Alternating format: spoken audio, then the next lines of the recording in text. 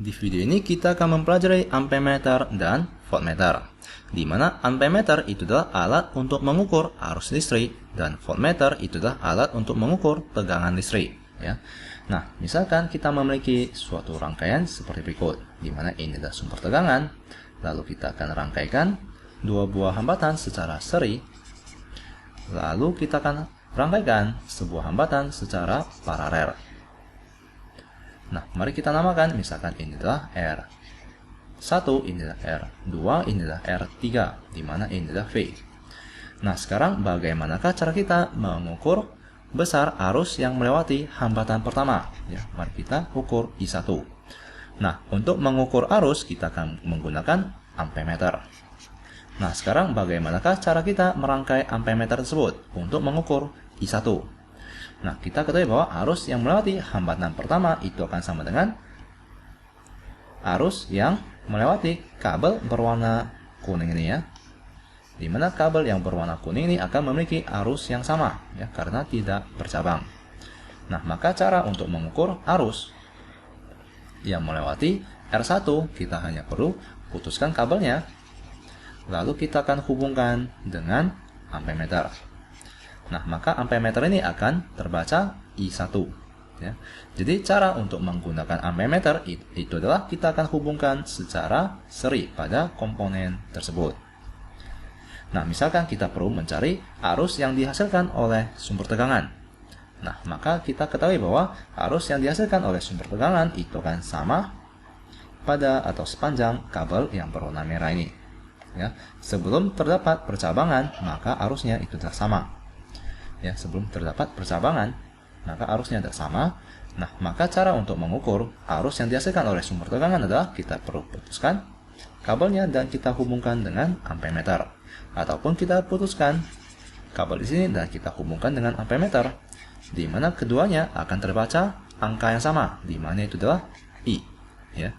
Nah, semua kalian mengerti cara untuk menggunakan ampemeter untuk mengukur arus listrik ya, dengan dipasangkan secara seri. Nah, setelah itu, mari kita hapus dahulu ampemeternya. Sekarang mari kita ke voltmeter. Bagaimanakah cara kita mengukur tegangan? Nah, mari kita sambungkan kembali kabelnya agar ini merupakan rangkaian tertutup. Ya.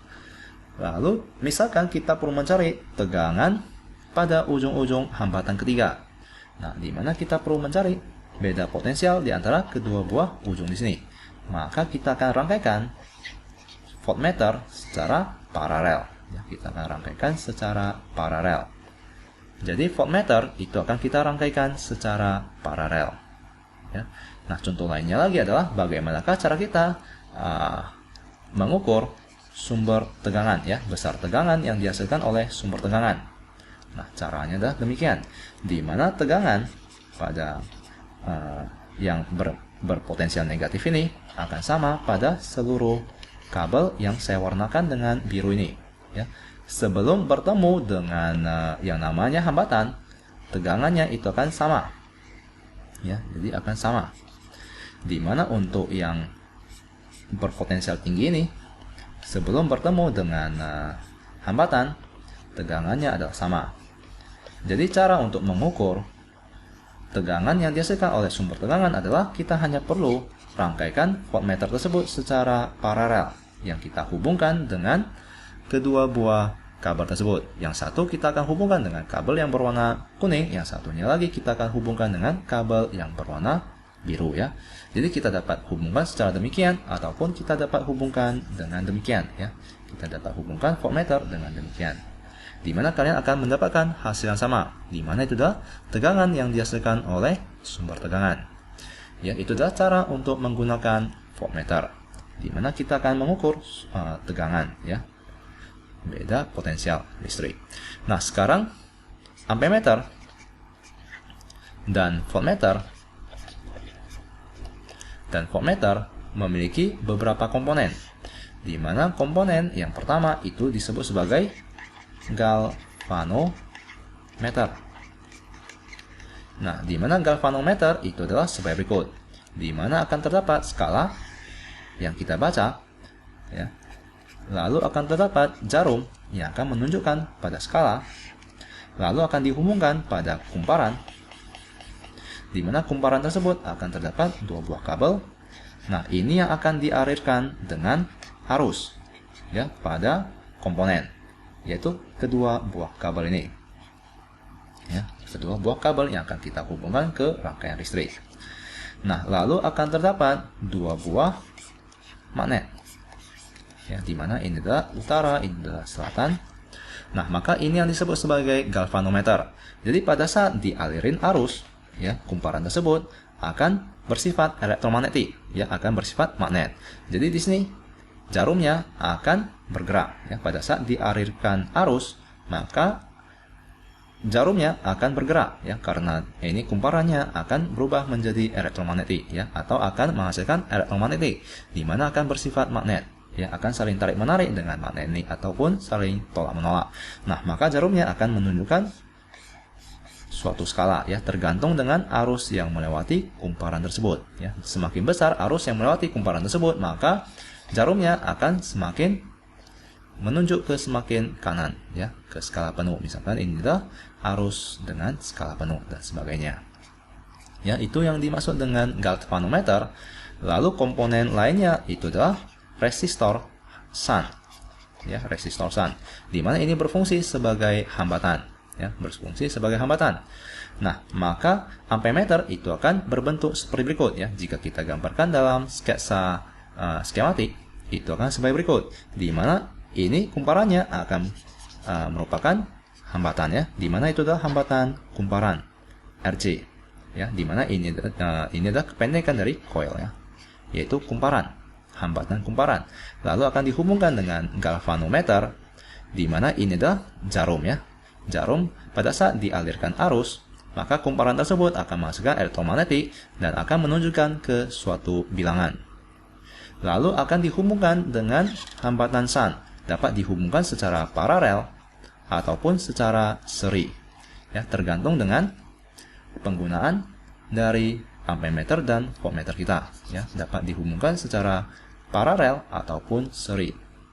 Nah, misalkan ini adalah hambatan shunt yang dirangkai secara paralel, ataupun ini merupakan hambatan shunt yang dirangkai secara seri misalnya.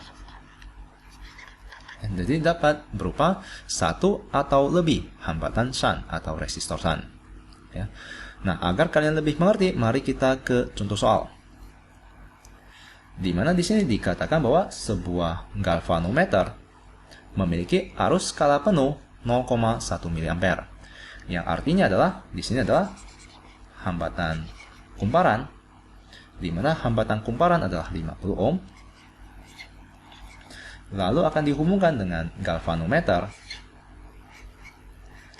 Ini yang arti dari arus skala penuh itu adalah pada saat arus melewati hambatan kumparan dengan besar 0,1 mA, maka galvanometer tersebut akan menunjukkan skala penuh, ya, akan menunjukkan skala penuh, ya, akan menunjukkan maksimum, ya. Misalkan ini adalah maksimum, ini adalah minimum, di mana di sini tidak akan terdapat arus, di sini adalah arusnya maksimum, ya. Jadi pada saat dialirkan dengan arus 0,1 mA, maka galvanometer akan menunjukkan skala maksimum. Nah, lalu galvanometer ini digunakan bersamaan dengan sebuah resistor shunt. Jadi akan dihubungkan dengan sebuah resistor shunt, ya, RS.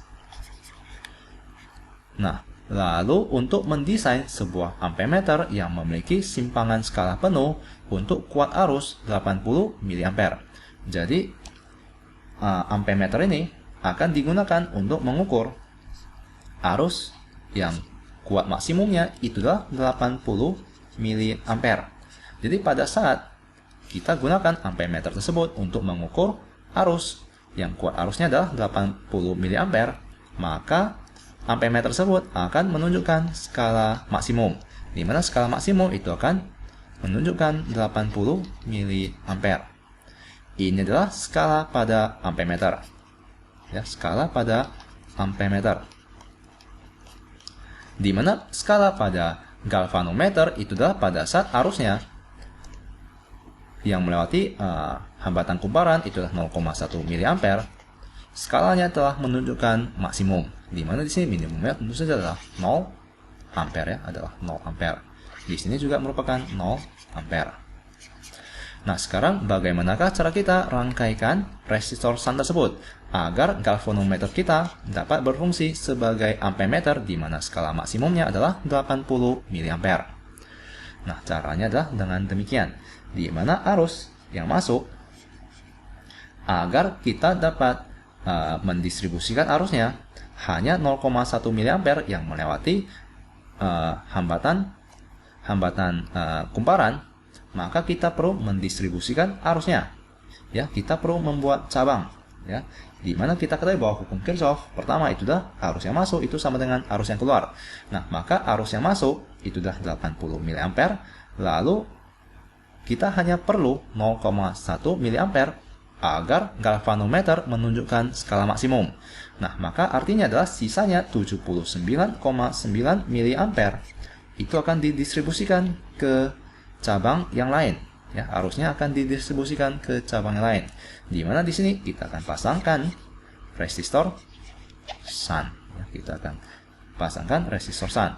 Jadi agar galvanometer tersebut berfungsi sebagai ampemeter, maka kita akan pasangkan resistor SHUNT dengan cara paralel. Ya, kita akan rangkaikan secara paralel. Nah, maka ini yang disebut sebagai ampemeter. Ya, ampemeter. Di mana di sini adalah kaki, di mana kita akan hubungkan ke komponen listrik. Ya. Nah, lalu di sini agar arus yang melewati hambatan SHUNT itu adalah 79,9 mA.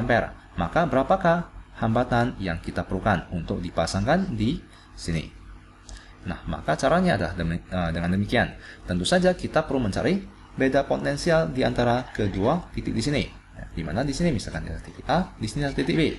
Maka kita perlu mencari VAB. Di mana beda potensial titik A dengan titik B itu akan sama dengan I dikalikan dengan R. Di mana kita dapat menggunakan arus ini, ya, arus galvanometer dikalikan dengan hambatan kumparan. Ya, VAB itu sama dengan arus dikalikan dengan kumparan, ya, hambatan kumparan. Di mana arus galvanometer itu sama dengan 0,1 mA, di mana hambatan kumparan itulah 50 ohm.